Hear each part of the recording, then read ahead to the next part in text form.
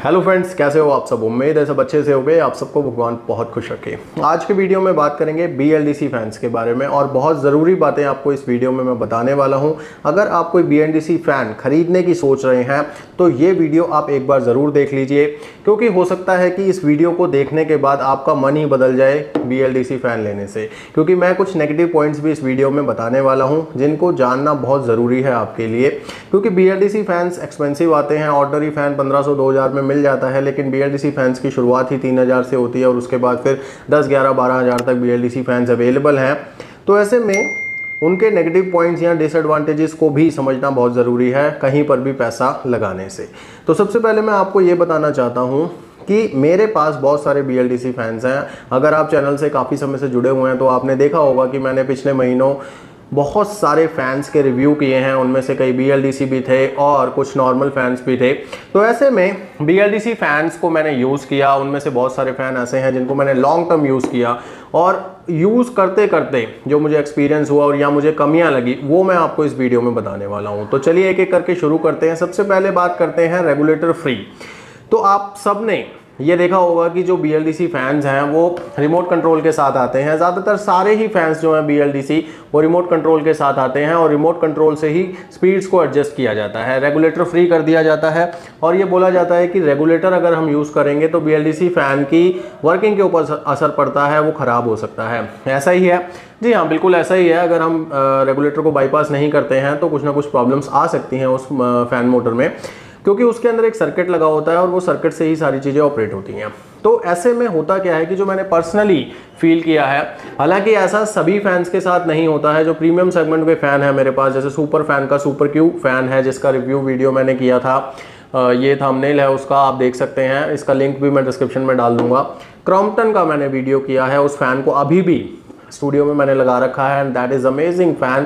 बहुत ही silent fan है Crompton का। हेवल्स का फ़ैन मैंने किया था। तो ऐसे काफ़ी सारे फैंस मैंने किए हैं, उनमें ये प्रॉब्लम मैंने नहीं देखी। लेकिन मैंने ऑरपेट का फ़ैन किया और उसके बाद ओरिएंट का भी किया और भी 2-3 किए थे। तो मुझे एक प्रॉब्लम बहुत बड़ी जो फील हुई, जो मुझे बहुत ज़्यादा प्रॉब्लमेटिक लगी, वो है जैसे ही हम स्विच को ऑफ करते हैं और फिर एकदम से ऑन करते हैं तो स्पीड जो है वो, अगर हम उसको फुल स्पीड पे चला रहे हैं तो वो 1 स्पीड पे आ जाता है, मतलब स्लोएस्ट पे आ जाता है। और अगर आपके फ़ैन में भी कोई ऐसा फंक्शन है जो स्विच से उसकी स्पीड्स को कंट्रोल करने की ऑप्शन देता है, जैसे मैंने आपको वीडियो, मेरे ख्याल ऑरपेट का ही वीडियो शायद आपको बताया था कि उसमें एक ऐसा फंक्शन है, स्विच को आप ऑन ऑफ करोगे जितनी बार तो उतनी उसकी स्पीड्स इंक्रीज होती हैं। डिक्रीज नहीं होंगी ऐसे, बस इंक्रीज होती हैं। जैसे आपने स्विच को 2 बार ऑन ऑफ किया तो वो 2 स्पीड पे चलेगा, उसके बाद आपने 2 बार और किया तो वो और अपनी स्पीड बढ़ा लेगा। तो जिस BLDC फैन में ये ऑप्शन दिया जा रहा है उसमें ये बहुत बड़ी कमी है कि बाई चांस, और ये बहुत प्रैक्टिकल सी चीज़ है, जैसे हम टीवी देख रहे हैं या कुछ भी कर रहे हैं और हमने मान लो एक लाइट बंद करनी है, लेकिन गलती से हमने फ़ैन स्विच के ऊपर हाथ रख दिया और वो बंद हो गया और फिर एकदम से हमने उसे चला दिया, तो उससे क्या होता है कि वो फ़ैन जो फुल स्पीड पे चल रहा होता है वो ऑटोमेटिकली अपनी स्लोअर स्पीड के ऊपर आ जाता है और ये बहुत ही ज़्यादा दिक्कत वाला काम हो जाता है, क्योंकि अब उसको दोबारा से फुल स्पीड पे लेने के लिए हमें या तो बटन को 3-4 बार ऑन ऑफ करना पड़ेगा या फिर अब उसका रिमोट ढूंढना पड़ेगा ताकि हम उसकी स्पीड को इंक्रीज कर सकें। ये बहुत बड़ी समस्या मैंने फील की है ऑरपेट के फ़ैन में। और एक मेरे पास ओरिएंट का आया था फ़ैन, उसमें भी मैंने ये देखा। तो जिन भी फैंस में ये वाला फीचर है ये बहुत ही नेगेटिव फीचर है। ये एक पॉजिटिव फीचर भी है बेसिकली। अगर आपके पास रिमोट नहीं है तो आप बटन को एज ए रेगुलेटर यूज़ कर सकते हो, बट ये एक नेगेटिव फीचर है क्योंकि ज़्यादातर हम फुल स्पीड पे ही फ़ैन यूज़ करते हैं गर्मियों में, और जब कभी गलती से स्विच ऑफ हो जाए तो हम एकदम से फिर उसे ऑन भी कर देते हैं तो वो सेम स्पीड के ऊपर नहीं चलता है, वो अपनी स्पीड को डिक्रीज कर देता है और बिल्कुल स्लोएस्ट पे आ जाता है। तो ऐसे में ये एक बहुत बड़ा कॉन है। तो इस चीज़ को आप देखिए पहले। और एक बात मैं और बता दूं, यहाँ पर मैं कुछ यहाँ पे प्रीमियम फैंस का कोई प्रमोशन नहीं कर रहा या कुछ नहीं कर रहा, बस आपकी इन्फॉर्मेशन के लिए मैं यहाँ पर बता रहा हूँ कि जितने भी फैंस मेरे पास हैं उसमें से जो प्रीमियम सेगमेंट के फ़ैन हैं उनमें ये फीचर है ही नहीं। यानी कि आप बटन को जितनी बार मर्जी ऑन ऑफ करते रहिए, उनकी स्पीड्स पे कोई असर नहीं पड़ता, वो उसी स्पीड पे ऑन होते हैं जहाँ पर आप उसको बंद कर देते हैं। लेकिन जो लोअर सेगमेंट के फैन हैं उनके अंदर ये फीचर दिया जाता है और उन्हीं में ये प्रॉब्लम आती है। लेकिन ये जानना बहुत ज़रूरी है कि ये जो इसका फीचर है या ये जो इसका फंक्शन है ये क्या कैसे काम करता है या किस कंडीशन में ये हमें तंग करता है। बेसिकली जब हम पंखे का स्विच गलती से बंद कर देते हैं तो होता क्या है कि हम इमीडिएटली उसको ऑन कर देते हैं क्योंकि हमने गलती से बंद कर दिया होता है, और ऐसे में क्या होता है कि वो जो BLDC फ़ैन होता है वो अपनी स्लो स्पीड पे आ जाता है। तो होता बेसिकली ये तब है जब आप स्विच को ऑफ करते हैं और फैन अभी भी रोटेशन में होता है। आपको अगर ऐसा नहीं होने देना है और गलती से आपका हाथ जो है वो स्विच पर लग गया, वो बंद हो गया है, तो आप उसको इमीडिएटली ऑन ना करें। फिर आपको तब तक वेट करना पड़ेगा जब तक वो पंखा पूरी तरह से रुक नहीं जाता है, तब उसका सर्किट बिल्कुल रुक जाता है। उसके बाद फिर आप जब बटन ऑन करोगे तब वो उसी स्पीड पर चलेगा जिस स्पीड पर आपने उसे बंद किया होगा। इसका अब बात करते हैं कुछ और बातों की। तो यहाँ पर दोस्तों सबसे पहले हमें ये तो पता ही है कि BLDC जो फैंस हैं वो एक्सपेंसिव आते हैं। लेकिन एक्सपेंसिव आते क्यों हैं? एक्सपेंसिव इसलिए आते हैं क्योंकि उनके अंदर एक PCB बोर्ड लगा होता है जो ये सारी चीज़ें करता है, मैनेज करता है, ऑपरेट करता है, रिमोट वगैरह जिससे चलता है, वो सारी चीज़ें मतलब PCB से होती हैं। और वो PCB एक तरह का इन्वर्टर भी होता है, वो AC करंट को DC में कन्वर्ट भी करता है क्योंकि जो DC करंट है उसी से ही BLDC मोटर चलती है। तो ऐसे में अब वारंटी हमें जो मिलती है वो कई बार 2 साल की मिलती है, कई ब्रांड 5-5 साल की वारंटी ऑफर कर रहे हैं। जैसे सुपर फैन था मेरे पास तो उसकी 5 साल की वारंटी है, क्रॉम्पटन की 5 ईयर की वारंटी। तो ऐसे में पहली बात तो ये समझिए कि BLDC जो मोटर है वो कभी ख़राब नहीं होती है। बहुत ही कम चांसेस हैं कि BLDC मोटर ख़राब हो जाए, क्योंकि BLDC मोटर जो होती है उसमें जो वाइंडिंग रहती है वो कभी हॉट नहीं होती है, हीट नहीं होती है बहुत ज़्यादा, जिसकी वजह से वो कभी जलती भी नहीं है। तो बहुत ही कम चांसेस हैं कि BLDC मोटर ख़राब हो जाए, लेकिन बहुत ज़्यादा चांसेस हैं कि उसका कंट्रोलर ख़राब हो जाए, जो PCB सर्किट बोर्ड है वो ख़राब हो जाए। और जब PCB सर्किट बोर्ड ख़राब होता है तो आप सब समझ सकते हो कि एक तरह से उसका मदरबोर्ड ही ख़राब हो गया। अब वो पंखा नहीं चल पाएगा जब तक कि हम उसे रिप्लेस ना करें या फिर रिपेयर ना करें।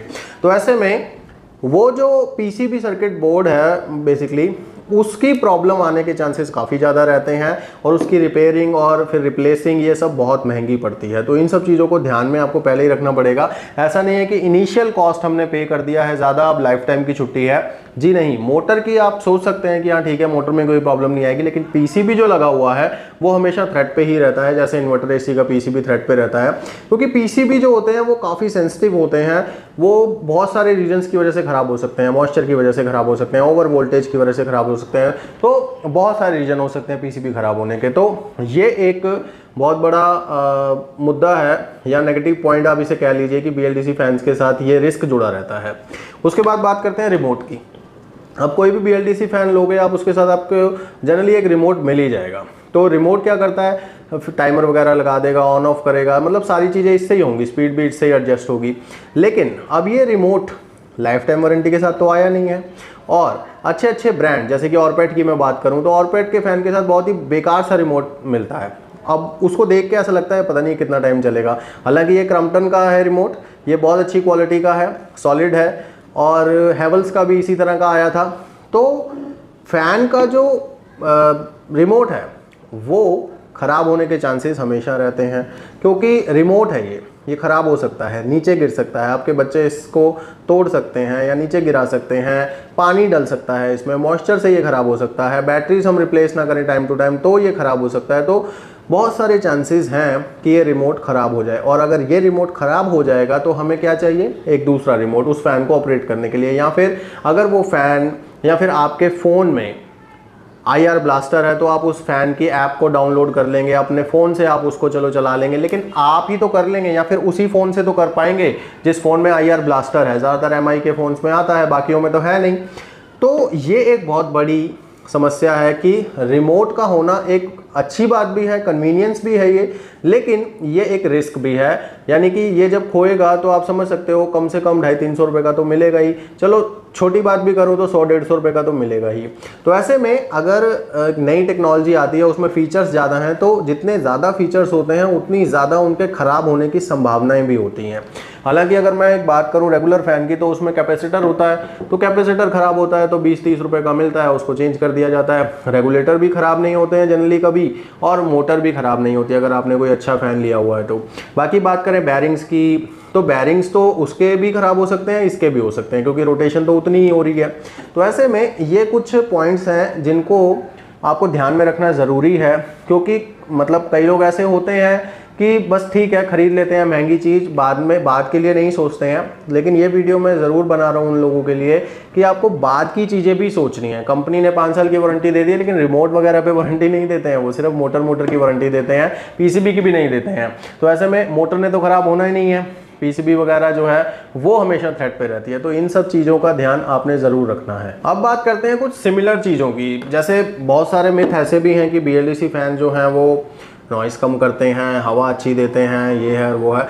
तो इन चीज़ों में आप बिल्कुल भी ना पड़े, क्योंकि नॉइज़ के मामले में BLDC फ़ैन ऐसा नहीं है कि BLDC मोटर लग गई है तो अब नॉइज़ नहीं होगा।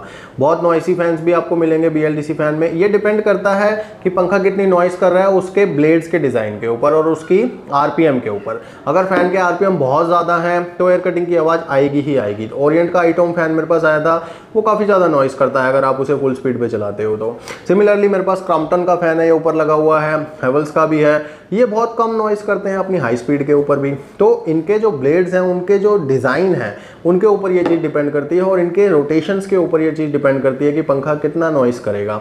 बाकी ऐसा नहीं है कि नॉर्मल या ऑर्डिनरी फैंस में ऐसा कुछ नहीं होता, उनमें भी सेम डिज़ाइन में आपको मिल जाएंगे जो नॉइज़ बहुत कम करते हैं। तो नॉइज़ जो है वो सिमिलर रहेगी, वो डिपेंड करता है कि उसके ब्लेड या RPM कितने हैं। एयर डिलीवरी भी सेम रहेगी, बेशक मोटर कोई भी लगी हो, वो उसके ब्लेड्स के डिज़ाइन के ऊपर डिपेंड करता है कि वो पंखा कितनी क्षमता रखता है हवा को फैलाने की।